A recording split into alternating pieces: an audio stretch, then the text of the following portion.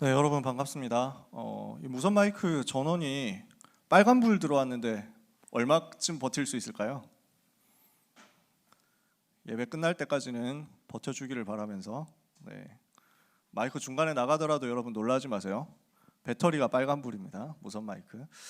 여러분 그 예배 시작하는 가운데 이미 예배는 시작됐죠, 그죠?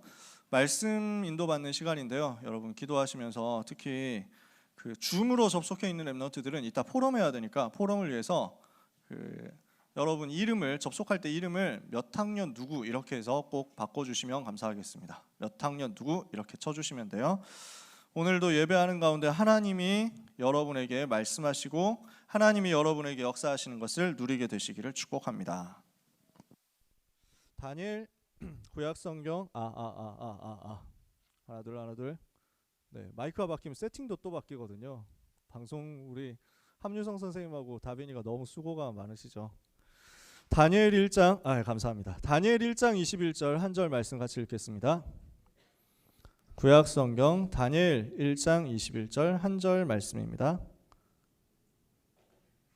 다니엘 1장 21절 찾으셨으면 큰 목소리로 같이 읽어봤으면 좋겠습니다. 여러분 마스크를 애매하게 쓴 사람 없잖아요, 그렇죠? 막 온라인 커뮤니티 이런 데서 보면 항상 올라오는 게 막 턱스크 극혐 뭐 이런 것들 올라오는데 여러분 중에 그런 사람이 없잖아요, 그렇지? 막 코 띄워놓고 막 이렇게 하고 마스크 철저하게 하고 계시죠? 그러면 여러분의 침은 어디로 튈 일이 없을 겁니다, 그렇죠? 그러면 여러분 침이 아무리 크게 얘기해도 침 안 튈 거예요. 그러면 여러분 큰 목소리로 내도 되지 않을까요? 네. 큰 목소리로 다니엘 1장 21절 같이 읽겠습니다. 다니엘은 고레스 왕 원년까지 있으니라. 아멘. 암송하기도 엄청 좋은 말씀인데 굳이 암송할 것까지는 없지만요. 자, 이번 주에 우리에게 주시는 하나님의 말씀입니다. 10월달 학원복음화 메시지 마무리하면서 다니엘의 스토리를 마무리하면서 나오는 메시지예요. 고레스라는 임금에 대해서 소개를 하고 있습니다. 오늘 10월 학원복음화 마지막 주 메시지의 주제는 고레스 임금 이야기입니다. 역사 이야기예요. 그래서 오늘 여러분들이 그 역사 극혐띠 뭐 이렇게 얘기하는 사람들이 혹시 있을 수도 있는데 너무 그렇게 막 매서운 눈초리로 바라보지 말고 모르겠다 싶은 건 한 귀로 듣고 한 귀로 흘리면 돼요. 여러분에게 주시는 언약을 딱 붙잡으면 됩니다. 오늘 하나님이 작정하신 것을 하나님은 이 말씀 듣는 시간에 여러분에게 이루실 거거든요. 그래서 오늘 하나님이 바로 지금 나에게 말씀하신다, 이것을 확인하고 누리는 이 자리에 있는 여러분 되시기를 바라고 또 줌에 있는 여러분 되시기를 주님의 이름으로 축복합니다. 줌하. 여러분, 그래서 고레스의 등장 말씀을 가지고 오늘 같이 은혜 받겠습니다.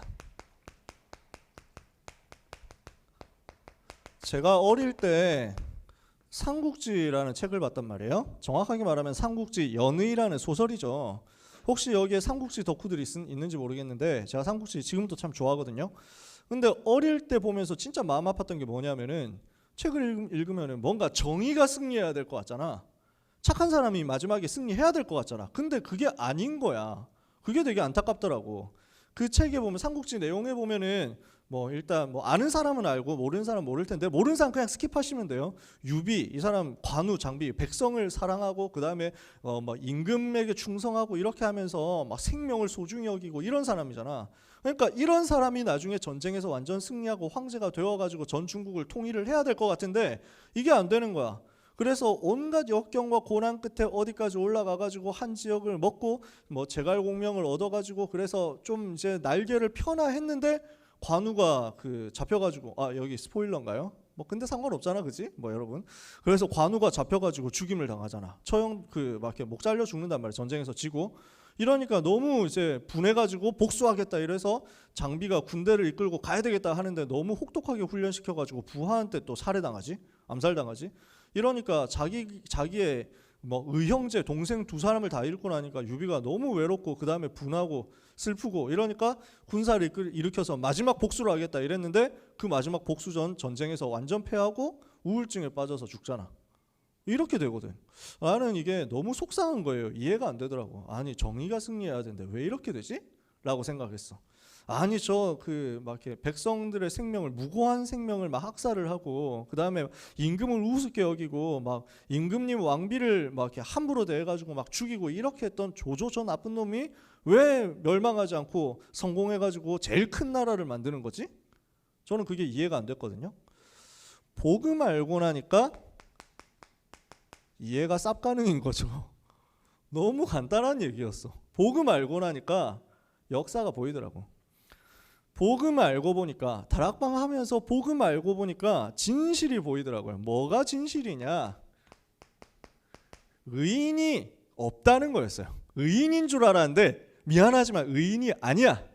의인은 없다. 왜 그렇습니까? 로마서 3장 10절에 보니까 의인은 없나니 하나도 없으며, 로마서 3장 23절에 보니까 모든 사람이 죄를 범하였으며 하나님의 영광에 이르지 못하더니, 하나님 떠난 모든 사람은 죄인이에요. 이해가 되십니까? 하나님 떠난 모든 사람은 미안하지만 아무리 훌륭하고 아무리 착하고 아무리 인성 끝판왕이라도 죄인이에요. 마귀 자녀예요. 이게 성경이 얘기하는 겁니다.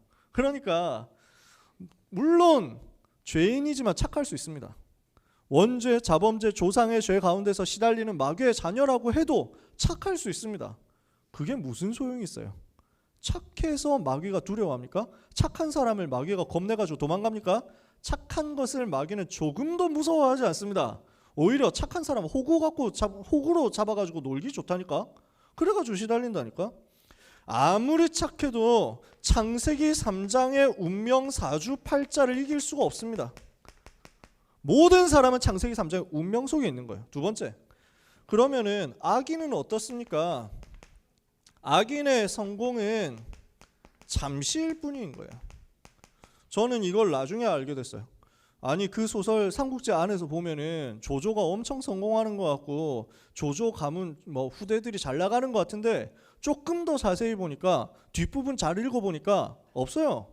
조조라는 이 사람이 그렇게 권모술수를 동원해가지고 여러 가지 방법을 가지고 최고의 자리에 올라갔는데 문제는 그렇게 하면서 임금을 핍박하고 그래서 결국 막 임금의 자리에 자기 자식이 올라가고 이렇게 되잖아.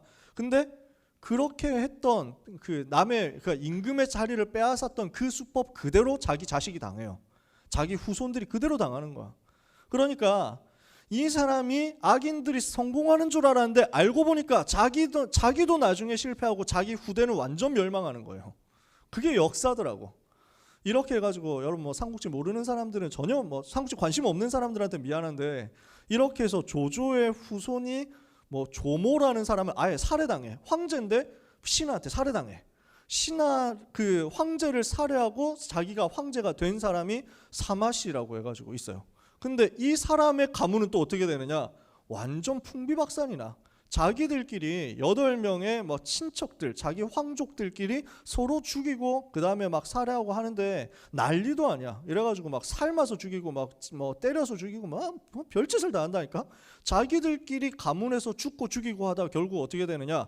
저 흉노족이라는 이민족, 북방 이민족이 쳐들어와가지고 이 나라를 멸망시키는 거예요. 그러니까 악한 자가 잘 돼가지고 성공하는데 어떻게 그럴 수 있냐? 성공이 아니야.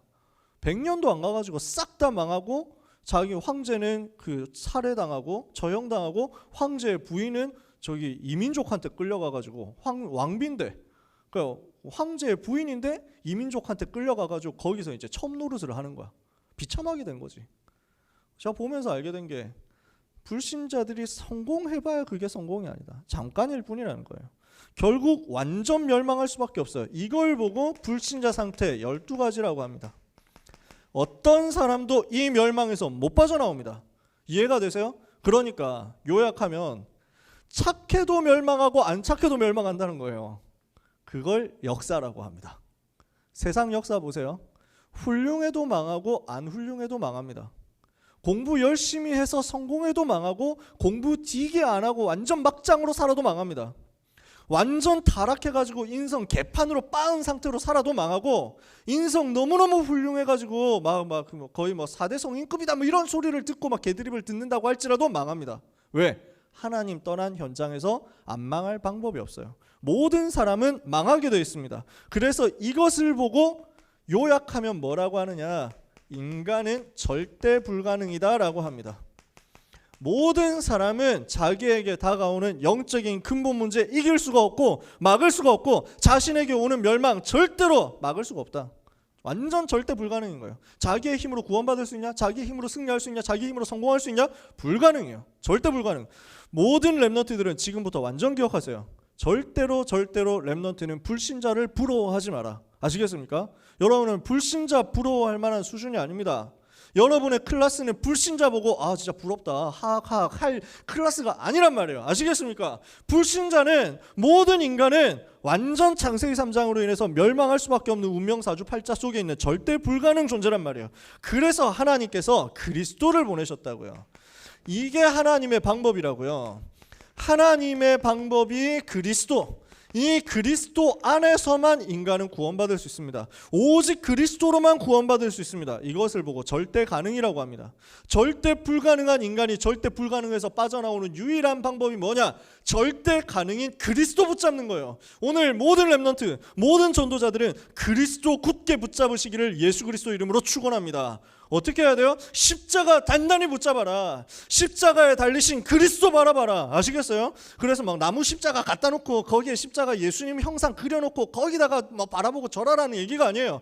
여러분 마음속에 그리스도 중심에 모시고 그분을 바라보기만 하면 사는 것입니다. 누구든지 그리스도 바라보면 산다. 여러분은 그 그리스도 바라보고 그리스도 십자가 바라보고 예수 십자가 믿고 예수님을 마음속에 영접하는 하나님의 자녀 맞습니까? 네? 뭐라고요? 제가 들은 게 싫어합니까?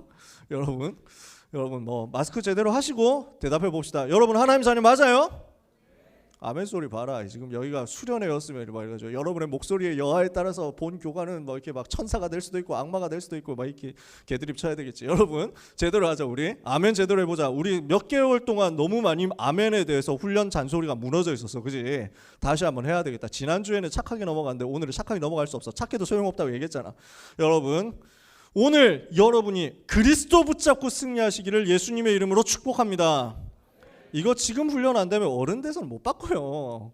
아멘 하는 거 훈련 지금 안 되면요 어른 돼가지고 할 것 같습니까? 우리 장로님 계시잖아요. 할까요? 안 합니다. 어른들이 합니까? 해가지고 막 왜 또 지랄이야? 뭐 이러면서 막 속으로 생각하실 수도 있다니까. 물론 욕은 안 하시겠지. 근데 진짜 지금 여러분 체질 바꾸셔야 돼요. 은혜 받을 수 있도록. 아시겠죠? 하나님이 그리스도를 보내사 인간의 문제를 해결하기로 한 것입니다. 그래서 역사는 무엇이냐? 이 그리스도 만난 모든 사람은 변화되고 살아나더라. 이게 역사예요. 세상의 역사의 결론은 뭐냐? 모든 사람은 망한다는 거예요. 그런데 하나님이 주신 역사의 결론은 뭐냐? 그리스도 만난 자는 다 산다는 거예요. 그래서 요한복음 3장 16절에 하나님이 세상을 이처럼 사랑하사 독생자를 주셨으니 이는 그를 믿는 자마다 멸망하지 않고 영생을 얻게 하려 하십니다. 여러분은 영원한 생명 가진 하나님의 자녀예요. 맞습니까? 요한복음 5장 24절에 누구든지 내 말을 듣고 나보내신 이를 믿는 자는 영생을 얻었고 심판에 이르지 아니하나니 사망에서 생명으로 옮겼느니라. 요한일서 5장 11절에 13절을 보니까 또 증거는 이것이니 하나님이 우리에게 영생을 주신 것과 이 생명이 그의 아들 예수 그리스도 안에 있는 그것이니라. 아들이 있는 자에게는 생명이 있고 하나님의 아들이 없는 자에게는 생명이 없느니라. 내가 하나님의 아들의 이름을 믿는 너희에게 이것을 쓰는 것은 너희에게 영생이 있음을 알게 하려 함이라. 여러분의 뭐가 있어요? 영원한 생명이 있어요. 그렇게 여러분은 변화된 거예요. 원래 우리도 여기 있었다니까. 원래 우리도 죄와 지옥과 마귀의 배경 아래서 완전 종노릇하고 있었어. 불신자 상태 가운데서 완전 망했어야 됐었어. 공부 열심히 안 하면 망하는 거야. 근데 공부 열심히 해도 망하네. 그게 원래 우리의 신분이었다니까. 근데 하나님이 바꾸셨다고요. 그리스도 만난 모든 사람은 변화되더라. 이게 역사예요. 이거 증거를 진짜 많이 대고 싶은데 시간이 없어요. 오직에 우리는 시간 없고 바쁜 부분 인정하시잖아요. 그러다 보니까 랩으로 달려도 시간이 항상 쪼들리더란 말이지. 오늘은 빨리 끝내기로 마음을 먹었기 때문에 여러분 한번 달려보겠습니다. 예를 별로 안 들 테니까 여러분 마음속으로 지금 이번 주간에 찾아보세요. 기도하면서 현장에서 찾아보세요. 그리스도 만난 개인이 변화되고 그리스도 들어간 나라, 복음이 들어간 나라마다 변화되더라. 그렇죠. 한국이란 나라가 사실은 5,000년 동안 우상숭배했다니까. 역사가 5,000년 되지도 않지만 그 길다고 하는 그 역사 대부분 99% 우상숭배하고 살았어. 그렇게 멸망, 운명, 사주팔자 가운데서 고난당하던 한국이란 나라에 복음의 빛이 비치니까 완전히 변화되어져가지고 뒤집어진 거예요. 그리스도 비밀 가진 하나님의 자녀는 아무리 핍박받아도 승리하더라. 그게 역사예요. 복음 가진 자, 복음 전하는 자, 세상과 사단이 가만 놔두지 않았습니다. 핍박했어요. 어마어마하게 어려움 줬습니다. 복음 가진 하나님의 자녀가 어려움 당하는 것 같이 보였습니다. 핍박을 당하는 것 같이 보였습니다. 심지어 감옥에 갇히고요. 심지어 처형 당하는 것처럼 보였습니다. 아니에요. 근데 승리한 거예요. 이게 역사예요. 역사의 주관자 되신 여호와 하나님의 관심과 방향은 그리스도를 누가 가지고 있느냐, 그리스도 비밀을 누가 가지고 있느냐, 그거예요. 거기에 맞춰져 있어요. 여러분이 그리스도 비밀 가지고 있다? 그러면 끝입니다. 게임 오버예요. 아시겠어요? 여러분이 그리스도의 비밀 가졌다. 이미 승리한 것입니다. 이것을 오늘 누리시기를 바랍니다. 만약에 이 그리스도의 비밀을 가지고 있다, 그 사람을 위해서 하나님이 역사를 움직이신다고요. 어떻게 역사를 움직이시느냐? 심지어 불신자까지 동원해가지고 역사하시는 거예요. 불신자 엘리트, 불신자 성공자, 불신자 임금, 불신자 정치인까지 동원해가지고 하나님이 하실 일을 이루신단 말이에요. 그게 역사의 내용인데 오늘 그 내용을 살펴볼 거예요. 고레스라는 사람이 등장합니다. 여러분 이름을 들어보셨는지 모르겠습니다만 이 사람이 역사에는, 여러분이 혹시 뭐 세계사를 배우셨다면 그 세계사 교과서에는 키루스 2세라는 이름으로 등장합니다. 그래서 실제로는 키루스 2세라고 하면은 검색해 보면 바로 뜹니다. 고레스라고 하면은 이제 성경에 나오는 발음이고요. 그 다음에 역사책에는 키루스, 영어식으로 발음하면 사이러스 이렇게 되는 사람입니다. 이 사람 이름의 뜻이 페르시아어로 태양이라는 뜻입니다. 뭐 중요하지 않습니다. 싹 까먹으셔도 돼요. 저도 오늘 알아보고 오늘 검색해보고 알았어요. 그렇구나 하면서 알았음. 그래서 이 사람이 뭐 하는 사람이냐? 바사 왕이었어. 바사라는 나라가 어디냐면은 페르시아라고 하면 여러분이 조금 이해하시기 쉬울 수도 있어요. 페르시아라는 나라의 왕이었어요. 페르시아인데 성경에는 바사라고 써 있습니다. 그래, 바빌로니아 나라를 바벨론이라고 성경에 써 있잖아요. 이집트 나라를 애굽이라고 썼잖아요. 옛날 성경을 번역할 때 옛날 말투로 번역했기 때문에 옛날 사람들이 알아듣기 쉬운 말투로 이렇게 번역을 한 겁니다. 그래서 발음이 너무 다른 것 같은데요라고 생각할 수도 있는데, 페르시아라는 나라 이름은 그 이제 파르사라는 지방에서 나왔대요. 파르사라는 동네에서 시작된 나라가 페르시아래. 그래서 페르시아가 됐는데 그 파르사라는 거하고 바사라는 거하고 발음이 비슷해가지고 이렇게 정했나 봐. 아무튼 그렇대. 그래서 이 나라의 왕으로서 그 당시 세계 최대의 나라를 건설한 겁니다. 그 당시 그때까지 있었던 나라 중에서 제일 큰 나라를 만들었다, 이렇게 사람들이 평가해요. 그 전에는 이만큼 큰 나라가 없었어. 페르시아라는 이 고레스 왕이 세운 페르시아만큼 큰 나라가 그 전에는 하나도 없었다는 거지. 그래서 역대하 36장에 보니까 36장 22절에 고레스 왕 본인이 조서를 내려가지고 뭐라고 설명을 하느냐면, 하늘의 하나님께서 나에게 능력을 주셔가지고 전 세계 모든 나라를 나에게 붙이셨다, 이렇게 선언합니다. 그만큼 자기가 뭐 축복받았다, 뭐 자신감 있게 얘기를 하는 거죠. 실제 세계를 이렇게 정복을 한 거예요. 그때 당시 인구가 학자들마다 추산하는 인구가 많이 다르지만 조사를 해보니까 대충 그래서 막 한 많은 학자들이 얘기하기로 인구가 2천만 명에서 3천만 명 정도 됐다고 합니다. 2천만에서 3천만 정도 됐다고 하는 인구는 어느 정도로 많은 거냐면요, 이 500년 이후에 등장하는 로마 나라 인구가 5천만 정도 된단 말이에요. 그러니까 로마는 엄청난 나라잖아요. 그 나라 인구에 비길 만큼 굉장히 큰 나라였다는 거예요. 자, 뭐 여러분 실감 안 나실 텐데 뭐 크게 실감 안 내도 상관없습니다. 뭐 중요한 건 아니니까요. 이 고레스 왕 원년까지 다니엘이 활동했다라고 오늘 성경이 이렇게 얘기를 하는 거예요. 다니엘이 소년 시절에 포로로 끌려와가지고 활동하면서 이제 나중에 총리 대신이 되어가지고 은퇴를 하는데, 은퇴할 때 임금이 고레스였어요. 고레스 왕 원년, 고레스 왕 1년. 고레스라는 사람이 왕이 되어가지고 정치를 하기 시작한 첫 해까지 다니엘이 사역을 하고 활동을 했다는 거예요. 아마 그때 나이는 80에서 90세 정도 다니엘이 됐을 것이다, 이렇게 봐요. 자, 이 사람에 대해서 어떻게 그러니까 이 사람의 인생이 어땠냐, 이거 뭐 좀 자세히 얘기를 해주면 뭐 참고는 될 수 있는데 뭐 그렇게 중요한 얘기는 아니고요. 그리고 이 사람의 인생이 과연 그랬냐 하는 것도 사실 알 수가 없어요. 왜냐하면 페르시아 나라는 멸망하면서 알렉산더 대왕이라고 아시죠, 여러분? 이 사람이 페르시아 나라를 멸망시켰는데 멸망시키면서 싹 다 불질러 버렸어. 기록이 남아 있는 게 없어. 그래서 페르시아 나라에 대한 기록이 별로 없고요. 그 나라에 대해서 남아 있는 기록은 그리스 사람, 페르시아의 원수 나라, 적국인 그리스 사람이 쓴 기록만 남아 있어요. 헤로도토스라는 사람이 쓴 역사라는 책에 남아 있어요. 정말 이제 관심이 없어지기 시작하죠. 이 사람이 원래 어디에서 시작했냐면 메데라는 나라가 있었어. 메디아라는 나라가 있었어. 그 메데라는 나라의 속국같이 되어 있는 조그마한 나라가 바사라는 나라였어요. 페르시아 나라였어. 근데 메데라는 나라가 꽤 강대국인데 이 강대국 메데 나라의 왕이 아스티아게스라는 사람인데요. 점점 더 헷갈리게 해드리자면 다니엘 9장 1절에 보면 메데 사람 아하수에로의 아들 다리오 왕 뭐 이렇게 설명을 합니다. 여기에서 나오는 아하수에로는 에스더의 남편이었던 아하수에로하고 다릅니다. 다른 사람이에요. 동명이인이에요. 이 시대는 동명이인이 되게 많아. 아까 나중에 좀 써줄게요. 아예 헷갈릴 수 있으니까. 이 아하수에로라는 그 역사책에는 아스티아게스라고 하는 이 사람이 이제 그 꿈을 꾼 거야. 꿈을 꿨는데 자기 딸이 낳은 아들, 그러니까 자기의 외손자가 자기 나라를 정복할 것이다. 이런 꿈을 꾼 거야. 그러니까 뭐 외손자가 해도 어때? 근데 이 사람이 그렇지 않은 거야. 권력이라는 게 무섭거든. 이래가지고 뭐야? 내 나라를 외손자가 감히 잡아먹는다고? 그럴 순 없지. 아기가 태어나면 죽여라. 이렇게 명령을 한 거예요. 그래서 아기가 딱 태어나니까 죽이자 이렇게 했는데 막상 신하를 시켜가지고 죽이려고 하니까 이 신하가 보니까 또 어떻게 아기를 죽이냐 이렇게 생각을 한 거야. 이렇게 해가지고 부하한테 죽이라고 명령을 한 거야. 자기 부하한테 또 죽이라고 명령을 떠넘겼어.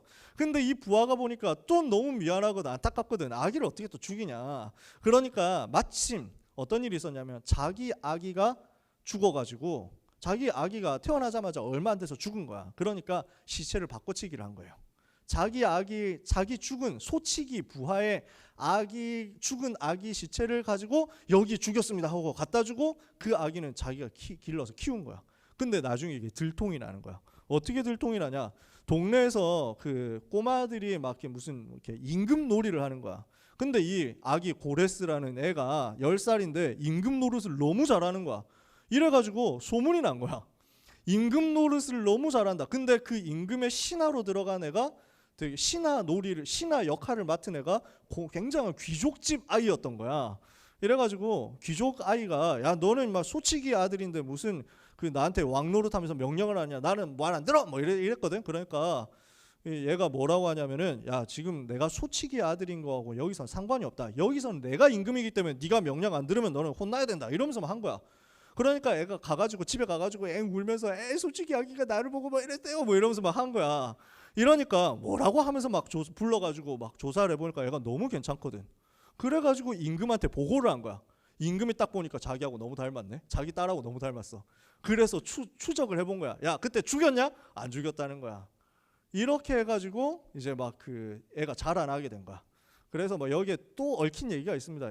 말 안 들은 신하의 아들을 죽여가지고 그 아버지한테 살만 먹이게 만들고 뭐 이렇게 해가지고 하니까 이 신하는 복수하겠다 이렇게 해가지고 고레스 이 사람은 여기 바사로 가서 왕이 됩니다. 조그마한 나라 왕이 돼요. 그래서 결국 자기 외할아버지 나라 메데를 공격해가지고 정복을 합니다. 그 꿈이 성취되는 거야. 그 과정에서 뭐 그 아들을 쌀만 먹였던 그 신하가 배신을 하고 막 그런 내용이 있는데 거기까지 들어가면은 TMI니까 자 생략합시다. 무슨 얘기냐? 되게 많은 막 복잡한 파란만장한 스토리가 있었다는 거야. 중요합니까? 안 중요합니다. 뭐가 중요하냐? 하나님이 작정하셨다는 게 중요합니다. 굉장히 파란만장한 인생인데 왜 필요했냐? 하나님이 하실 일이 있었거든요. 그 일을 심부름시키려고 이 사람을 작정하고 준비하신 거예요. 이 사람들은 전혀 몰랐어요. 근데 하나님의 관심은 딴 데 있었다니까. 이 사람이 무슨 일을 했느냐? 업적이 있습니다. 어떤 업적을 남겼냐? 근데 자세히 보면요. 이사야 선지자가 예언을 이미 해놨어요. 150년, 170년 전에. 짧게 보면 150년 전, 길게 보면 170년 전에 예언한 내용이 있는데 이사야 44장 28절에 보니까 고레스에 대하여는 하면서 이름을 딱 밝혔어. 이 고레스 임금이 태어나기도 전에, 고레스라는 사람이 태어나기도 전에 앞으로 고레스라고 이름하는 사람이 나올 거다. 그 사람을 통해서 내가 나의 일을 할 것이다. 그 사람을 통해서 포로된 내 백성을 돌아오게 할 것이다. 내가 그의 손을 잡고 모든 나라를 정복하게 할 것이다. 하나님이 이렇게 말씀한 거예요. 불신자 임금에 대해서 이렇게 설명을 한 거지. 45장에 보면 아예 길게 설명했습니다. 45장에는 아예 한 장 전체가 고레스에 대한 이야기예요. 되게 놀랍죠? 성경이 이 정도로 개쩌는 예언서입니다. 반드시 성취되는 거죠. 하나님 말씀이니까. 두 번째, 이렇게 해가지고 이 예언 그대로 성취됐는데요. 무엇을 했냐? 메데 나라의 속국이었는데 메데 나라를 정복합니다. 그리고 그 메대 나라 옆에 있던 리디아라는 나라를 정복합니다. 뭐 스토리 많은데 다 생략해요. 리디아 나라 정복하고 그 다음에 엘람이라는 나라를 정복해요. 굉장히 큰 나라가 됐어요. 이제 마지막 남은 게 최고 강대국인 바벨론이에요. 이 바벨론을 정복합니다. 그게 언제냐? 다니엘 5장에 나오는 벨사살 왕 잔치하던 그날 밤입니다.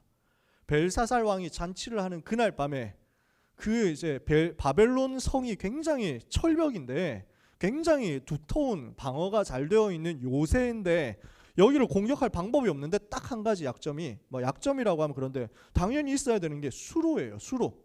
배수로가 있어야 되잖아. 상하수도가 있어야 되잖아. 물은 통해야 될 거 아니야. 그 물길을 타고 숨어 들어가 가지고 밤중에 급습을 해서 바벨론 나라를 쓰러뜨린 거예요. 벨사살 왕을 죽이고. 그 날이 언제였냐? 다니엘이 글씨를 해석해 준 그 날이었던 거야. 희한하지? 하나님 이렇게 했어. 근데 이 바벨론 정복하는 내용에 대해서도 이사야 선지자가 다 예언을 해놨어. 이사야 43장에 보니까 바벨론 사람들이 어떻게 망하게 될 것이냐, 자기들이 타고 잔치하던 그 배를 타고 도망하게 될 것이다. 그렇게 나라가 망하게 될 것이다 했거든요. 그때 벨사살 왕이 잔치하던 그날 밤에 바벨론 이제 성 내에 막 수로를 만들어 놓고 얼마나 호화롭게 했었냐면은 왜 신라 시대는 막 포석정 뭐 이렇게 해가지고 막 이렇게 인공수로 만들었고 술잔 띄워놓고 놀았잖아. 얘들은 클래스가 술잔 띄워놓는 게 아니야. 배를 띄울 클래스였어. 배 띄워놓고 여기서 잔치를 하고 있었던 거야. 한 팀이. 근데 이렇게 페르시아 군대가 쳐들어왔거든. 그러니까 놀래라 하고 도망갔는데 그 배 타고 그대로 도망간 거야. 이런 식으로 성취되어 가지고 완벽하게 성취되어서 전체를 정복하게 된 겁니다. 제일 큰 나라를 만들었어요. 그러니까 성경에 예언한 그대로 이 고레스 왕이 한 거예요. 이 사실을 아마 제가 생각했을 때는 다니엘이 고레스 왕에게 얘기를 해줬을 것 같아요. 다니엘이 고레스 왕에게 이 사실에 대해서 쭉 임금님에 대해서 이미 우리 여호와 하나님을 섬기는 이사야라는 선지자가 150년 전에 예언했습니다. 저는 이미 알고 있었습니다. 그 선지자 예언한 그대로 임금님이 승리한 것입니다. 한번 보십시오 하면서 보여줬을 것 같아. 이러면 사람이 충격되지 않겠어요? 아니 어떻게 이럴 수 있냐? 막 소름 돋지 않겠어요? 이러면서 다니엘이 뭐라고 했겠냐? 임금님이 하실 일이 있다. 임금님을 세계를 정복하게 하신 하나님께서 임금님을 통해서 하실 일이 있다. 포로된 백성을 해방시켜라. 포로되어 간 유다 백성을 집으로 돌아가게, 고향으로 돌아가게 해줘라. 그리고 하나님께 예배할 수 있는 성전을 다시 짓도록 만들어줘라. 아마 얘기했을 것 같습니다. 고레스 왕 원년까지 있었던 다니엘이요. 고레스 왕이 이거 들어보니까 맞는 말이거든요. 자기가 즉위하고 나서 제일 먼저 실시한 정책이 이거예요. 그래서 역대하 36장 22절 23절 그 다음에 에스라 1장 1절에서 11절 같은 내용인데 자기가 왕되고 나서 제일 먼저 조서를 내려가지고 하는 내용이 유다 백성은 포로된 데여서 빠져나가서 자기 고향으로 돌아가도 좋다. 돌아가거든 예루살렘에 여호와 하나님 예배하는 성전 지어라. 이렇게 명령한 거예요. 이런 업적을 남깁니다. 그래서 왕의 계보를 간단하게 다시 한번 설명하면 필요는 없는데 자 아스티아게스라고 했는데 이게 성경에 아하수에로라고 써 있습니다. 그 아들이 누구냐? 다니엘이 섬겼던 다리오 왕이에요. 다니엘 6장에 나오는 그 다리오 왕. 이 사람이 고레스가 바벨론을 정복했는데 바벨론 정복하고 나서 자기가 바로 왕을 하지 않고 뭘 했냐면 자기 외삼촌이라고 할 수 있는 요 다리오라는 사람을 왕으로 세워줍니다. 자기가 바로 왕이 되면은 막바로 왕이 되면 좀 이제 사람들이 뭐 이제 막 좀 싫어할까봐 이 사람을 통해서 먼저 정치를 하게 만듭니다. 왜냐하면 메대 바사 연합 왕국이었거든요. 그래서 메대 왕이었던 아하수에로의 아들인 이 다리오를 왕으로 세워가지고 다스리게 해주는데 이때 다리오 나이는 이미 62세였어. 나이가 많았어. 실제로 2년 있다가 죽습니다. 2년 만에 죽고 왕이 되는 사람이 고레스예요. 오늘 성경에 나오는 오늘 우리가 다룬 인물이죠. 그 고레스 왕의 아들이 성경에는 이름이 안 나오는데 캄비세스라는 사람입니다. 이 캄비세스라는 사람이 한 게 뭐냐면은 성전 재건 공사를 중단시킵니다. 이스라엘 유다 백성들의 원수들의 말을 듣고 불신자들의 말을 듣고 성전을 중단시켜요. 근데 이 사람이 영적 문제가 많았어. 정신병이 있는 사람이었어. 정신 돌아 있는 상태로 막 전쟁하다가 전쟁터에 나갔다가 말에서 떨어져서 죽었어. 그리고 페르시아 나라는 굉장히 혼란에 빠집니다. 막 가짜가 나타나가지고 내가 사실은 숨겨진 아들이었어 뭐 이러면서 막 하고 막 전쟁 일으키거든요. 그 전쟁을 종식시킨 사람이 나오는데 다리오라는 사람입니다. 헷갈리죠? 요 다리오와 요 다리오는 다릅니다. 이 다리오는 고레스 왕의 사위예요. 사위로서 나는 고레스 왕의 뜻을 이어받겠다 이렇게 합니다. 그러니까 이때 당시에 활동했던 선지자들이 학계 스가랴 선지자예요. 학계 선지자 스가랴 선지자가 성전 다시 도전해라, 믿음 가지고 시작해라, 하나님이 문을 여실 것이다 이렇게 해가지고 언약 붙잡고 기도하면서 시작했는데 다리오 임금한테 편지를 썼거든요. 그러니까 다리오 왕이 고레스 왕이 명령하셨던 것이라면 나는 고레스 왕 뜻을 이어받아야 되기 때문에 당연히 해야지 이렇게 해가지고 명령 내립니다. 성전을 다시 짓게 됩니다. 그래서 스룹바벨 성전이 완성이 돼요. 그 다리오 왕의 아들이 누구냐? 아하수에로예요. 이 사람은 에스더의 남편이 되는 그 사람입니다. 에스더 때 있었던 그 아하수에로예요.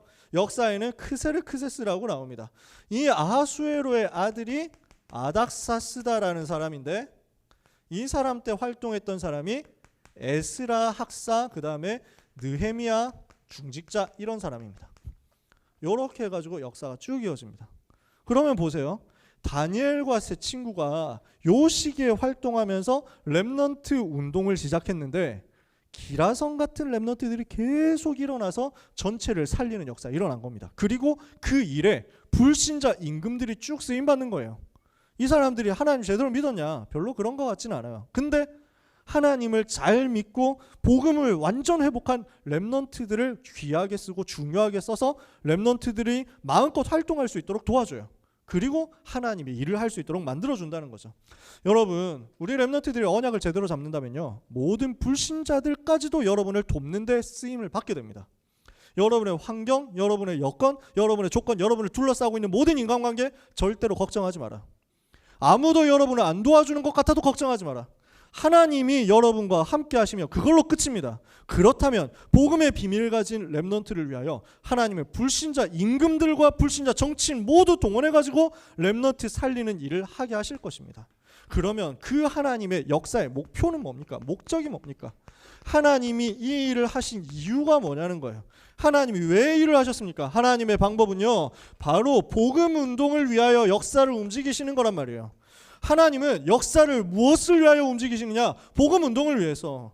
그래서 유다 백성들이 복음을 놓치고 우상숭배에 빠지고 그리고 전도 선교를 놓치고 선미사상에 빠졌잖아. 강대국 살려야 되는데 안 살리거든. 그러니까 하나님이 봤을 때는 세계복음을 위해서 유다 나라가 멸망당해야 돼. 포로로 끌고 가야 돼. 거기에서 렘넌트가 일어나야 되거든. 이러니까 유다 나라를 멸망시키고 강대국을 살리도록 렘넌트 일으킬 그 사람이 필요한데 불신자 정치인 느부갓네살이라는 사람을 이때 하나님이 사용을 하신 거예요. 아니 전 뭐 불신자 임금이 왜 저렇게 잘 됩니까? 그게 아니라 하나님이 잠깐 쓰신 거예요. 복음 운동을 회복해야 되니까, 렘넌트가 나와야 되니까 누군가는 이 일을 해야 되거든. 거기에 쓰임받은 것뿐이야. 나중에 누가 나옵니까? 다리오라는 임금 나왔잖아요. 아까 얘기했죠. 다니엘을 쓰는 사람은 필요한 거야. 아니 다리오라는 사람이 중간에 왕 돼야 될 이유가 뭐 있습니까? 고레스 바로 왕하면 되지. 뭐하러 2년 동안 다른 사람 왕 세워가지고 귀찮게 합니까? 그게 아니라 하나님이 봤을 때 다니엘이라는 사람을 고레스가 잘 모르니까, 고레스라는 사람이 다니엘을 잘 모르는데 다니엘을 고레스가 만나야 되니까 이 일을 하도록 징검다리 역할을 할 이 사람을 하나님이 준비를 해놓은 거예요. 다리오라는 사람을 통해 가지고 다니엘이 섬기는 하나님이 진짜 하나님이구나 이걸 알도록 만든 거지. 그리고 고레스 왕입니다. 이 사람이 다니엘을 만나 가지고 충격받도록 만든 거예요. 그러면서 다니엘을 통해 가지고 메시지를 받은 고레스가, 그래서 유다 백성이 포로된 데서 돌아가서 가나안 땅으로 돌아가게 만들었어요. 왜? 그 땅에 메시아 오셔야 되니까. 그리스도는 그 땅에서 태어나셔야 되니까. 이해가 되시나요? 복음 운동을 위해서 불신자 임금들 다 동원했다니까. 이게 하나님의 관심이에요. 하나님의 관심은 어디 있냐? 다니엘 같은, 새 친구 같은, 에스더 같은 중요한 증인들을 통해서 말씀이 성취되도록 만드는 겁니다. 하나님은 이사야 선지자, 예레미야 선지자를 통해서 이미 말씀했어요. 그 메시지가 성취되도록 하는 일에 하나님은 렘넌트, 전도제자, 증인들을 세우시겠다라고 하는 것입니다. 세 번째, 그래서 하나님의 궁극적인 목표는 뭐냐? 역사를 움직이시는 하나님 하나님의 관심과 하나님의 목표는 세계복음화예요.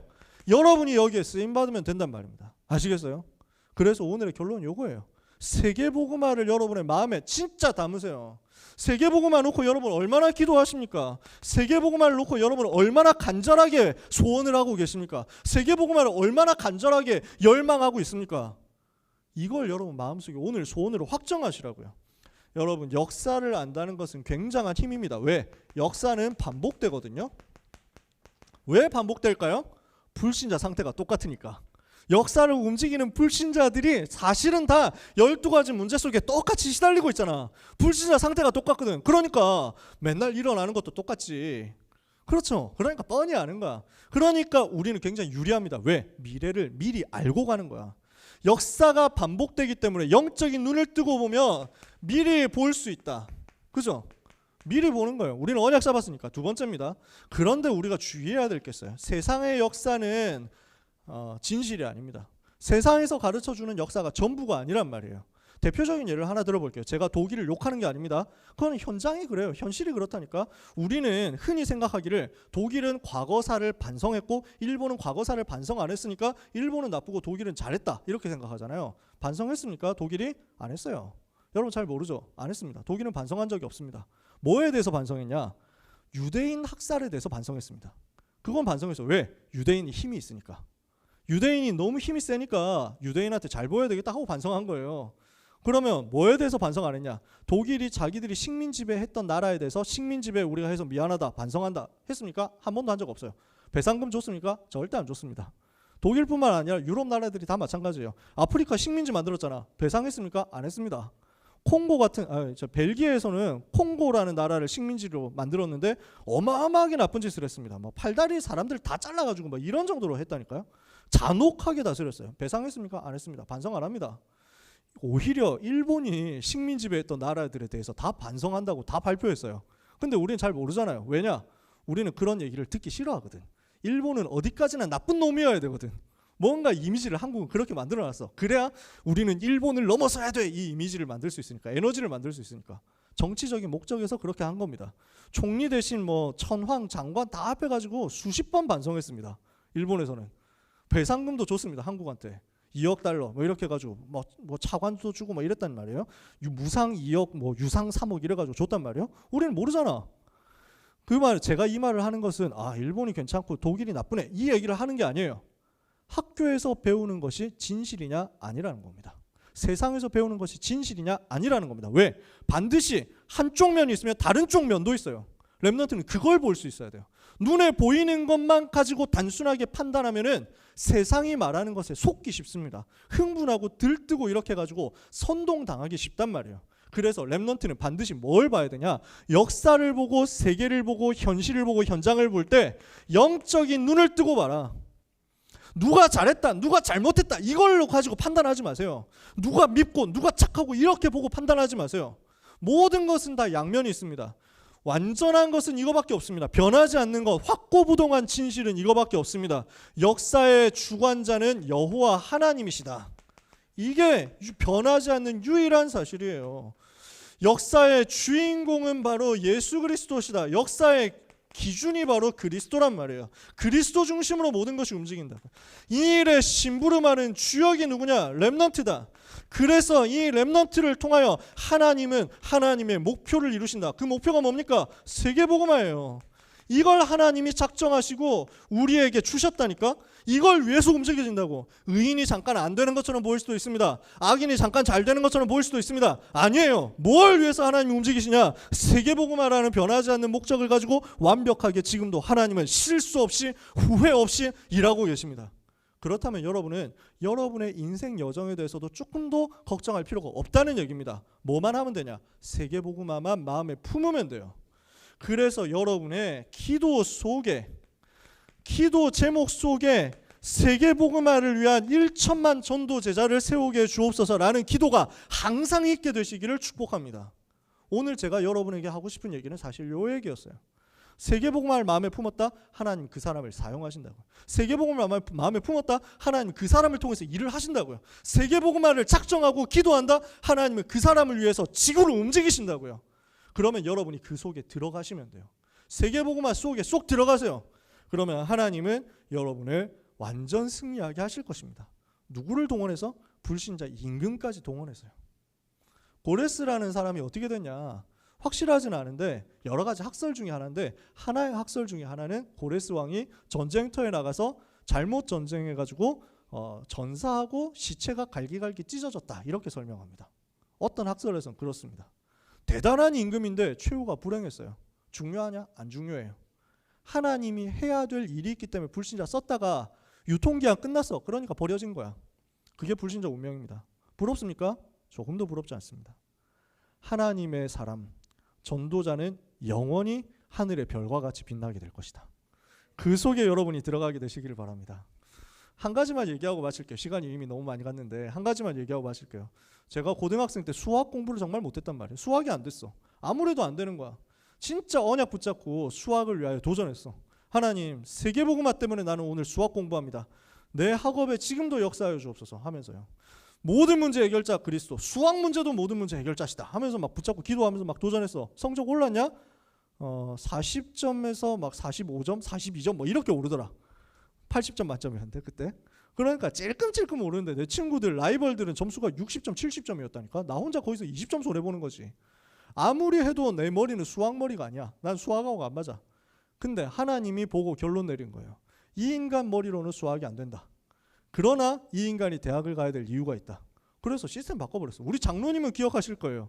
96학년도 수능까지 굉장히 어려웠어요. 400점 만점에 300점 이상 맞으면 인서울 가고 320점 맞으면 서울대 가고 이랬어. 근데 갑자기 이렇게 너무 어려우니까 학생들이 의욕이 떨어지고 사교육에 몰빵되는 거 아니냐. 정책을 바꿔라 이렇게 된 거야. 그래가지고 뭐가 됐냐. 교과서만 보면 다 풀도록 만들어라. 역사상 최대 물수능 시대가 됩니다. 바로 제가 그 세대입니다. 400점 만점에 300점은 개나 소나 맞는 점수가 돼버렸어. 그 전에 그래가지고 소나타 3라는 차가 있었는데 3, 3자 다 떼가지고 수험생들이, 왜냐 나이도 300점 맞을 거라고 다 떼갔는데, 근데 그 다음에 수능에는 개나 소나 300점 맞는 시대가 돼가지고 괜히 3자 뜯긴 사람들만 손해보고 이랬지. 근데요 그때 되니까 내가 한 게 없는데 수학 점수가 80점 만점에 74점이 나오는 거야. 2개 틀린 거지. 수능 최종에서도 1개 틀리고 대학 갔어. 하나님이 만드시더라니까. 어떻게 됐냐? 내가 했냐? 아니야. 하나님이 교육부를 움직였어. 누구를 위해서? 나를 위해서. 이해가 되세요? 저는 300% 확신합니다. 내 친구 수학 잘하는 친구한테 얘기를 했더니 내가 네 때문에 손해봤구나 이러면서 그러더라고. 그러면 네가 나보다 전도를 더 했어야 된다 이러면서 막 개드립 쳤지. 여러분, 하나님이 여러분을 위하여 지구를 움직이시게 되도록 여러분이 세계복음화 속으로 들어가게 되시기를, 그 속에 파묻히게 되시기를 예수 그리스도 이름으로 축원합니다. 축원합니다. 기도합시다. 하나님 감사합니다. 우리 렘넌트들의 일생이 하나님의 소원에 매여 온 세상에 그루터기 렘넌트 세우는 세계복음화의 주역되는 인생이 되도록 축복받게 하여 주시옵소서.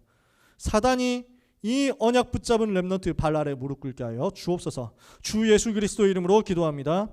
아멘. 찬송가 505장 찬양하면서 준비하신 예물을 하나님께 드리겠습니다.